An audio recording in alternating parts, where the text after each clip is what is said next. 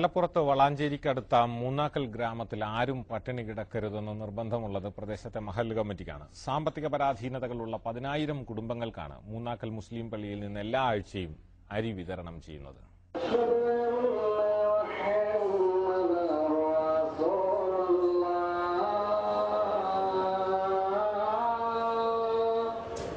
അയൽക്കാരന്റെ വിശപ്പും വേദനയും അറിയണമെന്നും സക്കാത്ത് നൽകണമെന്നുമുള്ള നിബന്ധനകൾ യാഥാർത്ഥ്യമാക്കുകയാണ് മൂന്നാക്കൽ ജുമാ മസ്ജിദിൽ. റംസാൻ സീസണിൽ മാത്രമല്ല, വർഷം മുഴുവനും ഇവിടെ പാവങ്ങൾക്ക് അരി ലഭിക്കും.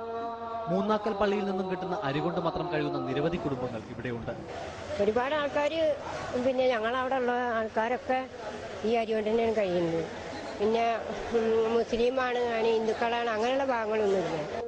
എല്ലാ ആഴ്ചയും സമീപ പ്രദേശങ്ങളിലെ 12,000-ഓളം കുടുംബങ്ങൾക്കാണ് 5 കിലോ വീതം അരി നൽകുന്നത്. ജാതിമത ഭേദമന്യേ നേർച്ചയായി വിശ്വാസികൾ നൽകുന്ന അരിയാണ് വിതരണം ചെയ്യുന്നത്. 1000-ൽ കുറയാതെ ചാക്കുകൾ, 1000 മുതൽ 1500, 2000 ചാക്ക് വരെ ഓരോ ആഴ്ചയിലും ഈ മൂന്നാക്കൽ പള്ളിയിൽ നിന്ന് മഹല്ല് കമ്മിറ്റി നേരിട്ട് വിതരണം ചെയ്തുകൊണ്ടിരിക്കുകയാണ്. വിശ്വാസികൾ പള്ളിയിൽ വരുന്നു, പ്രാർത്ഥന നടത്തുന്നു, അവരുടെ ഉദ്ദേശം സഫലീകരിക്കപ്പെടുന്നു.